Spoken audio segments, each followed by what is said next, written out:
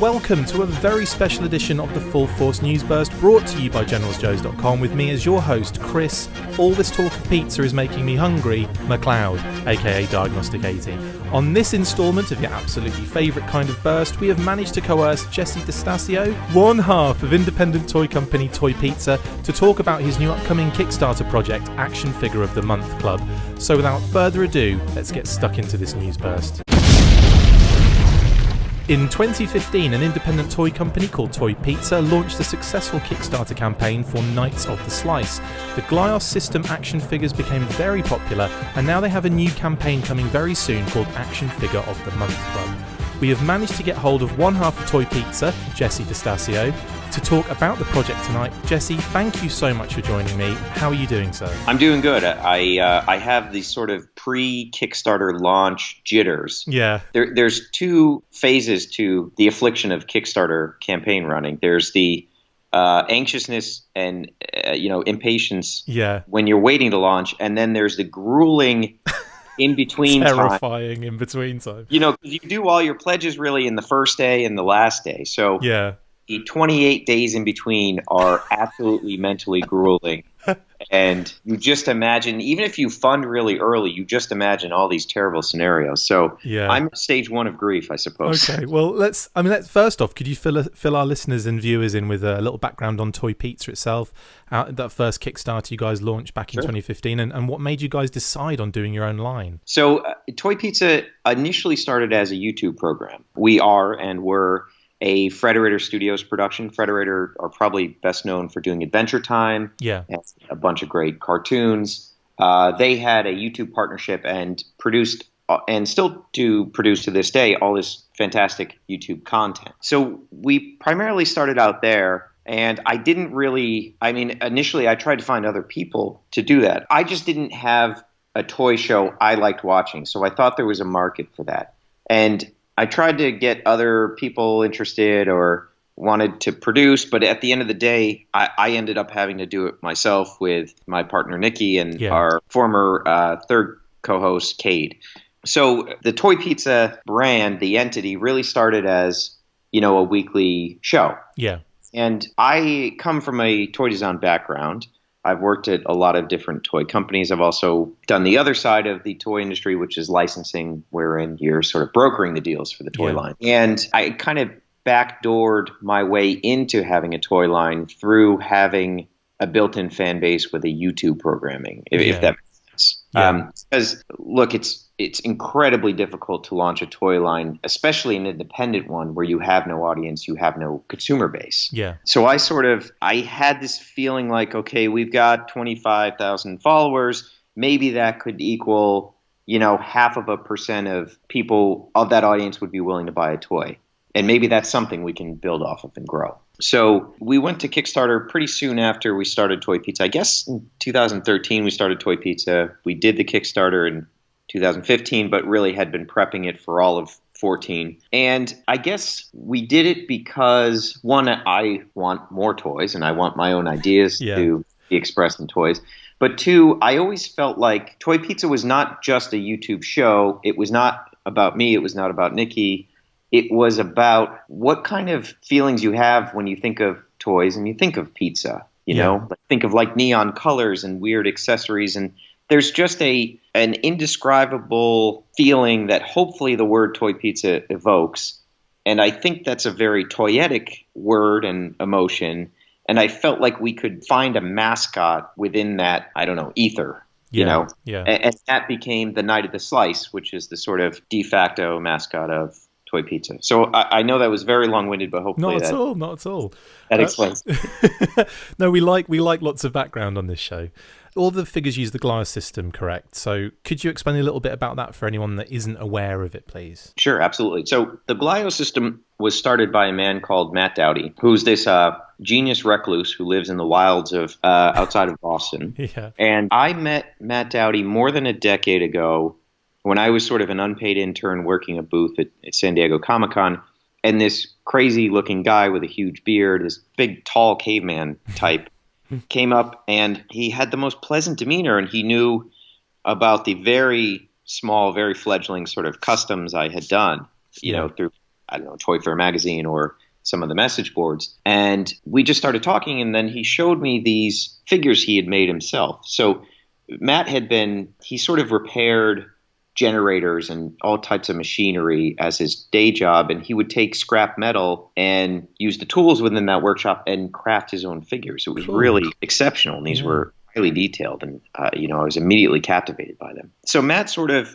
went from making one-of-a-kind figures to eventually finding a partner in China and manufacturing his own thing. And all of his figures have this GLIOS system, which is a certain type of joint he developed that snaps together and is modular, not unlike a Lego brick or something. So theoretically, everything that uses the GLIOS system is all interchangeable with each other. And we're talking at this point about, in excess of 15 different lines, including the Mega Merge line, which features licensed products. So there's a Fallout line of figures that you can get at GameStop and Target, and that uses this basic joint system that was created, in a garage probably 15 years ago or so. It's amazing. I've definitely seen more and more of these kind of the GLIOS system figures popping up. And I know I was at I think it was one of the Ohio toy shows not too long ago, and Roma Collectibles had a bunch of different kind of, figures with that GLIOS system. So it's definitely something that's kind of creeped up and is now like, almost like a staple for the last 2 or 3, well, probably longer than that now, but for the last kind of 3 years. It's definitely something I've seen more of. Yeah, I think so. And I think the biggest introduction for new people was really the Fallout line. Yeah. I think GLIOS would probably always exist in a nice little pond, but the Mega Merge line has really blown it up in a big way. I mean, to walk into a Target store, be able to buy one of these it's staggering to me, and it's so wonderful. No, it's great. Yeah, absolutely. It's an exciting time to be alive and to use that system, I think. So we're good friends with Boss Fight Studio here on the show, and we've seen firsthand the challenges involved with Kickstarter projects. You've even mentioned it yourself at the beginning of this episode. Sure. I mean, what sorts of issues did you have in that first campaign, and how did you feel going into this new one very soon? I love Boss Fight Studios, and I love Marauders Inc., and I will back anybody's toy project on Kickstarter, even if there's not a faint chance they're going to bring something to market, right? Because I really, truly think Kickstarter is a meritocracy, right? We can take the ideas in our heads and make them a reality thanks to this engine. And I just think it's wonderful, and I'm happy to support everybody. The biggest difference that is very intentional for me between Boss Fight Studios and Marauders Inc. and the Sectors line that was launched on Kickstarter, and even something like the Four Horsemen, who are fantastic, fantastic artists. The biggest cohesive decision I made was that these are not hyper-articulated figures. Sure. And I did that on purpose because if you look at the debugging stage for all of those companies I listed, their campaigns are fulfilled a year plus in the best circumstances. So they're running a year late if everything's going right. Yeah. In some cases for people like the Four Horsemen, I think they're 2 years late on some things, right? Yeah, there's a few Kickstarters in a similar situation based on the complexity of the designs. Yeah, absolutely. And look, I'm not smudging any of them. This is a very difficult thing to do. I'm certainly not casting dispersions, or I don't think anyone's being duplicitous or taking money or things like that. Sure, but there is a very real cost to complexity with figures. Yeah. And I would also say that there is also I don't know how to put it other than fall apartiness. Yes. The more complex figures are. When you have slip-on armor, that is really hard to get right. And oftentimes you can't get it right. And it just sort of falls off, or the figure doesn't stand up, or and not to say my line is without its own problems and things that have to be tweaked, but we ship on time. We ship as close to on time as we can, and our debug period is a month at most compared to 12 to 18 months. Yeah. So I think that's one way that we eliminate probably the biggest part of what delays or puts out of business some of these campaigns. Yeah, absolutely. No, and I definitely get what you're saying with the complexity stuff. I mean, some of the Boss Fight Studio stuff. I mean, I've known them to have to go back and forth to the factory in China maybe 4 or 5 times on one element, and it's just like, damn, like. Yeah, that could. Yeah, just they even had to send somebody out there to actually, basically be in the factory to make sure everything was running smoothly, rather than have to keep sending things back and forth. So I totally understand that. Look, I used to be the guy that had to go at the drop of a hat over to China and the factory and inspect everything. So I know firsthand how expensive that is in time and in resources. Look, I do want to say I'm glad that they do hyper-articulate figures, because I like that too, right? Yeah. I don't want everyone to do more static figures that are sturdier. I like having the ability to choose. Oh, yeah. It's just not my business per se. Yeah, totally. Well, let's discuss the new project now. I mean, Action Figure of the Month Club looks like loads of fun. Harks back to the mail-away figures we sent off for back in the day.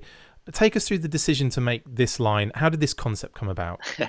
Yes, there's a lot of different layers here, but I think the immediate thing is that, God, that the day when you got that little cardboard mailer, amazing, when you were a kid, it was just like an epiphany moment. It was, yeah. Because 4 to 6 weeks when you're 5 or 6 or 8 years old is forever. Time. You've forgotten that you have a Sergeant Slaughter on the way to you. Yeah. And I just so vividly remember the days when I remember one day I was home sick and my dad came in and he's like, "Look what arrived today." And I had totally forgotten I mailed away the proof of purchases. So I guess the nucleus here is that is one of my fondest memories, and it always got me so excited, and it was just a no-brainer to want to recreate that today. Like, how can we take that emotion and kind of synthesize it and do something that's updated and uses the technology today? So I think that was the very basic level to it. I think that it also it's a confluence of things, because this couldn't happen at any other time. Because the secondary goal here is to encourage people to unlock more and more character styles that will go in the assortment. Sure, yeah. And to do that, you have to have years and years worth of prototypes that you've done nothing with, which just happens to be, the state of Toy Pizza. Yeah. I've never spent a cent of any figure we've sold on anything other than research and development or ordering more products. So part of that is, I have wonderful sculptors working all the time, just translating ideas that I have for characters. And because of that, we have an entire library of these really beautiful oddball characters that don't belong anywhere, and nothing will ever come of them until today, or until the campaign launches. So I think, those are the two main through lines to the campaign. One, I really want this to be a fun experience for people. And two, I really want to see some of these works of art, which I consider to be works of art. I want to see them made real and get into people's hands. That's fantastic. And I must admit, I'm definitely one for that nostalgia bug, especially with the mail away stuff, because even in the UK we had Super Trooper, we had Steel Brigade, or we called it Special Corps. We had a number of we had a Cobra Commander mail away as well. We had like quite a lot. But I just remember that Steel Brigade, well, the Special Corps one for me was special, because it was your action figure, you kind of put in your name and all that kind of stuff. So getting that in the post, I loved it. I loved getting any mail from G.I. Joe or Action Force in the post. It was just awesome. Fan club stuff. I would send them letters just randomly, like with designs on for like a gym was one of them. I actually posted it on our Facebook page not too long ago. I found all my paperwork basically from all those years ago, and I took pictures of the letters that they sent me back saying like, thanks for the designs, and then signed like Hawk or Flint or something like that. It was brilliant. Yeah. So I must admit I think that's gonna tick a lot of boxes for a lot of collectors at the moment. Yeah, and I'll be honest with you, the mail away thing did not occur to us until we filmed the intro video about 2 or 3 weeks ago. It was an insane magical moment where Nikki was like, just off script in front of the camera. Nikki was like, "Yeah, this is your Han Solo Fruit Loops mail away," and I'm like, "Wait a sec! Oh my God, nice. This is that." Nice. I think initially, look, we were looking at the popularity of subscription crates and things like Loot Crate. Yeah. And as enormous as those businesses are, there's one major failing there in that 90% of the crate is absolute crap that you don't want. It's so true. You know?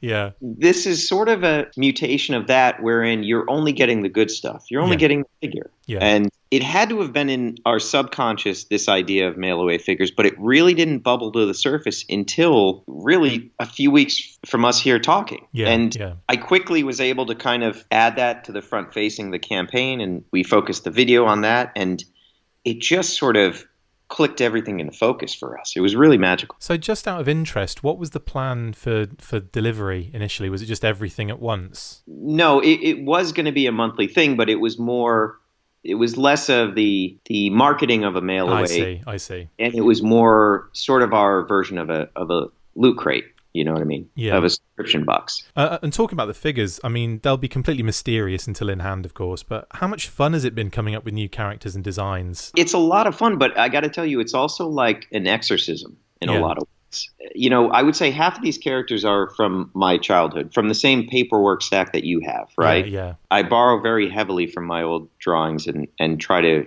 reintroduce those characters. And a lot of these characters, or when a new character strikes me, it burns a hole in my brain. Yeah. I simply have to pay the money to hire a sculptor to interpret this design to get a 3D version of this, because it just chases me around. And it sounds sort of unpleasant, and I guess maybe a little bit of it is because it's the brain worm. But you know, I think those are the ideas that are worth following up on. Absolutely, yeah. And I suppose it's toy-based, so it can't be too terrifying, can it? Like with the process. Yeah, I mean, that's really the fun part. The least fun part of all this is when the inventory has arrived and it's done. It's a finite thing, right? Yeah. Because I want whatever's next or whatever is yet to be manufactured, or, you know, my brain is sort of already working several points ahead. One thing I did want to say, though, in terms of the characters and the designs, the Knights of the Slice line, and in particular this campaign, the Action Figure of the Month Club, is heavily influenced by Action Force UK, the sort of perfect counterpart that you guys had overseas. That is just it's a beautiful line. I don't know where I encountered it. My dad was a antique and junk dealer, and I would go with him and set up, you know, my little toys and comics at all these flea markets and stuff. And I definitely came in contact with Action Force UK, or Palatoy, I guess. The Palatoy era. Yeah, the kind of 5-point articulation. Yeah. And they were so weird and different from the US GI Joes, but they were really captivating to me. And there's a lot of that DNA in this campaign and in the character selection, especially with the first character that we'll reveal and that people have seen the sort of sneak preview have seen. It's a character called the Desert Rat, and it's it's a amazing, a soldier who fought both in World War I and in World War II, as, you know, sort of like a long range patrol group or Desert Rat, or, you know, all the theaters of operation that were in Africa and Sinai, and, you know. Yeah. You know, just that idea. And this is what I'm rambling a bit, but what Action Force UK did really well was there were characters like that, you know, that did not get representation in modern military lines. And I would love to do an entire campaign that's just interesting and different military uniforms. Yeah.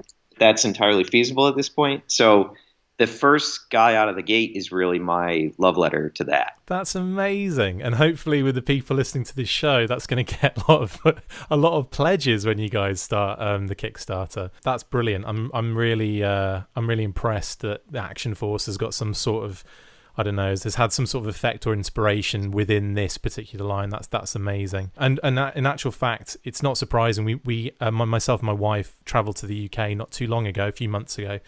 And we met up with Bob Breakin, who was one of the main designers or probably the designer pretty much at Palatoy at the time. And he did all of the kind of Red Shadows stuff and the Robo Skull. And, you know, he designed all of these like Kraken and Skeletron and all these kind of things. So, you know, and I've met him before, met Bob before. We're good friends now. But he is just such a fascinating guy, really amazing talent. And I'm going to tell him about this and tell him what you said about, you know, having that love letter to the Action Force in there too, because he will absolutely get a massive kick out of that. Oh, please do. And really, like, I would be very happy if we can tune more Americans into that line because I just think it's brilliant. We're trying. And if there's ever a time for a resurrection of that line, I'm the guy to talk to. Awesome. I want in. That would be great. I'd love to see kind of the Glyos system for like Action Force style characters. I think that'd be really awesome. Yeah. Or even in the style of, like the kind of Knights of the Slice kind of stuff. I think they're brilliant. Could you take us through the details of this new Kickstarter campaign at all, or is it kind of a bit under wraps until it's revealed? No, I'm happy to, but I'm going to cheat and actually bring up the campaign. Classic. I don't expect you to know every detail on that page, even if you came up with it. It is fleeting for me. Okay, so our goal is $20,000, which is not bad at all. Which would cover essentially one new style of figure. Now, right. We have 5 styles already. We have the tools done. We've already manufactured a good portion of that.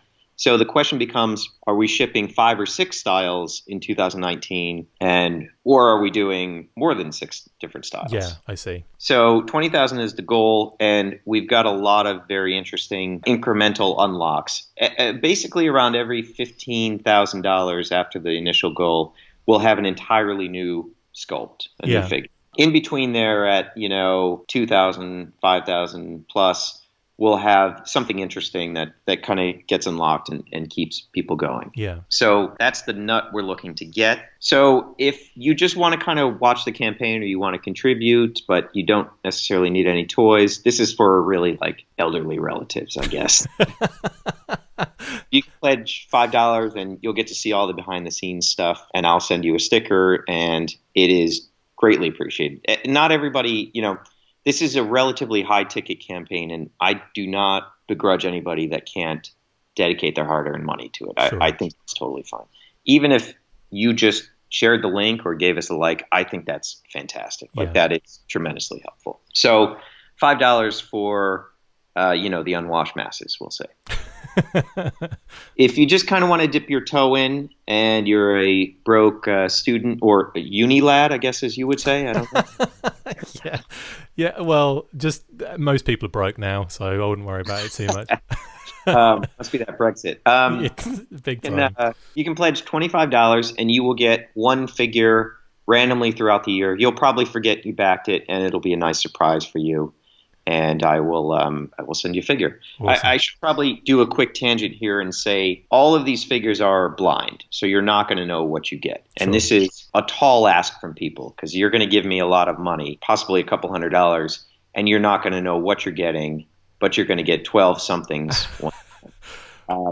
I know how ludicrous that is, but I will say our best-selling item consistently is the all-in package that we do on the store, and that will be, sometimes that's upwards of 12 figures. It is you're buying an entire production run of one figure of each style ahead of time. You're getting it months before anybody else, and that is the cornerstone of our business. People, because we communicate, pretty well, and we keep people updated, and it's a fun community to be in. People love to sign up for our all-in programs. Yeah. So I know this is asking a lot from new people, but this is a well-oiled machine at this point, and we have a lot of experience with not telling people what they're getting and delivering something really fantastic. And, part of this is getting back to having surprise. Yeah. The mystery of it is going to be a big pull still, I think. Yeah. We just don't have that anymore. You sort of pre-order something on Amazon 3 months ahead of time. You see what's going to be solicited at Toy Fair for the rest of the year. And nothing jumps out at you anymore. There's no walking into the toy store and seeing it for the first time and going, what is this? Kind of thing. You've already watched an unboxing video about it. And 6 months ago. Yeah. So that's the premise, which I know that's a big ask, but I'm going to deliver for you guys. Getting back to the pledges, then we have this sort of the middle of the river. So if you just want to go for 6 months, you don't want to do the full year, you're going to pledge $130 and you're going to get 6 action figures sent randomly throughout 2019. I actually only wanted to have one pledge level. I just wanted to do the 1 year and maybe release whatever remaining inventory there was in our regular store at a later date. But through the community and our Facebook and the feedback I got, it became clear we needed to really offer different price points. Yeah. And I don't want this to be an exclusive experience. I want it to be an inclusive one. So in this instance, the fans were 100% right. And I think we've done some good things with adding different tiers. Yeah.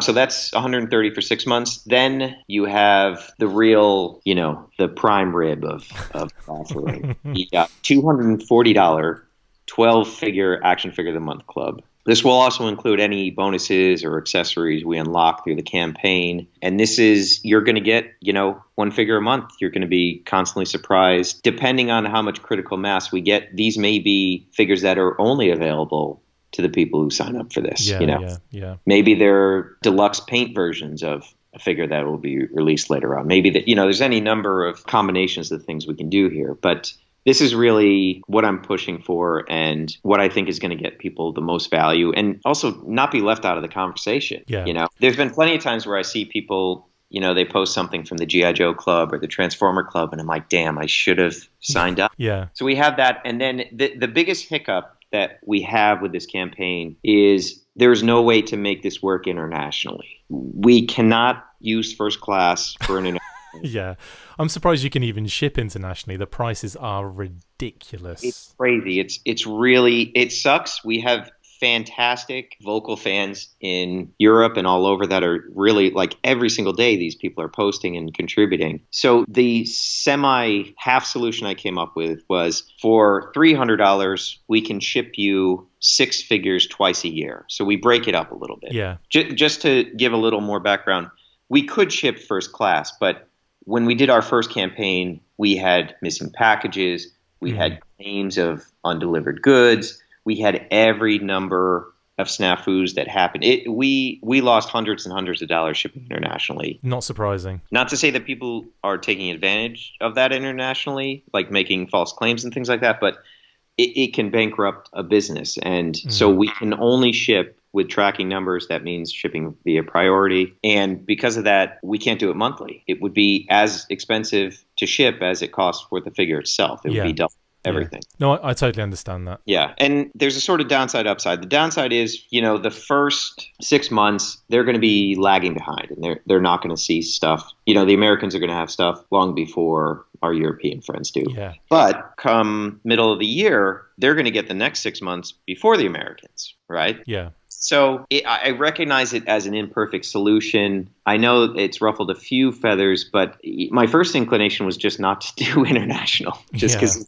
it's a headache. But I'm really trying to make this work for everybody, within the sort of restrictions we have. I suppose the only other way you could do it is just by having like a really, really high international shipping option. But then, that's going to put people off. Like you're not going to, if it's like $500 something for that, then it's you're just going to be like, whoa, that's a lot. But that's the kind of thing you can only really cover it if you do something like that. So I completely understand. I think people internationally will understand. They're only really going to want the product right at the end of the day. And I think it's an amazing campaign, and I'm looking forward to when it kicks off. And when is that? When are we going to see the launch? As of now, the launch date is October 23rd. I do reserve the right to change it if things go wrong, but that's sort of what we're targeting. Awesome. Good luck with everything, Jesse. I think like I said, I think it's going to be an amazing campaign. I think a lot of our viewers and listeners are going to be interested in this if they're not already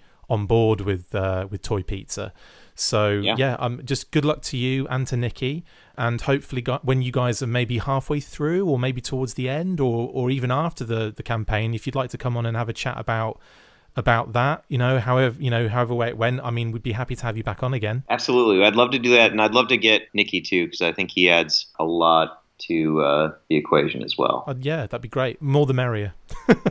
And when the campaign opens, maybe I'll give you some exclusive images that you can use for the Facebook group. Oh, thank you. That'd be fantastic. Because I want to push the Desert Rat, and I think that's going to mean more to your page than I think it would to ours, because they, I think our customers I'm trying to teach them about things like Action Force UK. I think, it might be valuable for you to have something unique that you can ship. Great. Yeah, that's absolutely fantastic. Thank you so much. Well, that's it for this installment of the Full Force News Burst. Thank you to my wonderful guest, Jesse DeStasio from Toy Pizza. See you next time. And as always, full pizza. Force. Make sure you get involved with the discussion by liking, sharing and commenting on these videos, and as always you can keep up with the show after listening by following on Twitter @TheFullForce, liking the Facebook page facebook.com/TheFullForce, and if you would like to contact the show you can message us on either of these platforms with feedback, questions or to say, who do you think you are? A serious operation now? No, not even close. Look out for more of these news bursts that we are posting on the Facebook page from now on. Full Force.